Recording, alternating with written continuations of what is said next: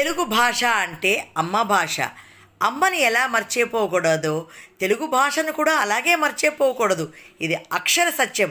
కానీ ఇప్పుడు ఆంధ్రప్రదేశ్లో జరుగుతున్నది ఏమిటి?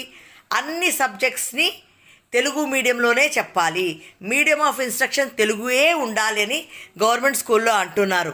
ఇది ఎంతవరకు కరెక్ట్ అండి? మనం ఏ జమానాలో ఉంటున్నామండి? రేపొద్దున మన పిల్లలు వేరే రాష్ట్రాల్లో ఉద్యోగాలు చేయాల్సి వస్తుంది, రేపొద్దున వేరే కంట్రీకి వెళ్ళి చదువుకోవాల్సి వస్తుంది, హయ్యర్ స్టడీస్. రేపు ఉద్యోగాలలో ఇంటర్వ్యూలో వాళ్ళు ఎలా కమ్యూనికేట్ చేయగలరండి? ఎంత పొలిటికల్ గేమ్స్! ఈ పొలిటికల్ గేమ్స్కి మన పిల్లల భవిష్యత్తులు నాశనం అవ్వకూడదు.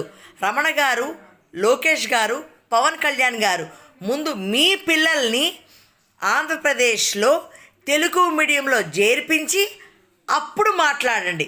Thank you very much. Telugu భాష అంటే అమ్మ భాష.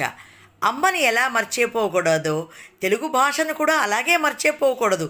ఇది అక్షర సత్యం. కానీ ఇప్పుడు ఆంధ్రప్రదేశ్లో జరుగుతున్నది ఏమిటి?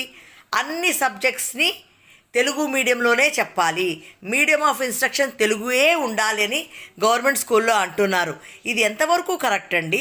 మనం ఏ జమానాలో ఉంటున్నామండి?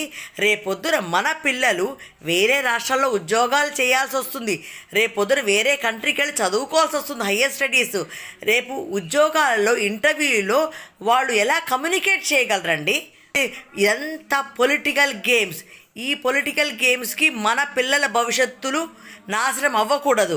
రమణ గారు, లోకేష్ గారు, పవన్ కళ్యాణ్ గారు, ముందు మీ పిల్లల్ని ఆంధ్రప్రదేశ్లో తెలుగు మీడియంలో చేర్పించి అప్పుడు మాట్లాడండి. Thank you very much.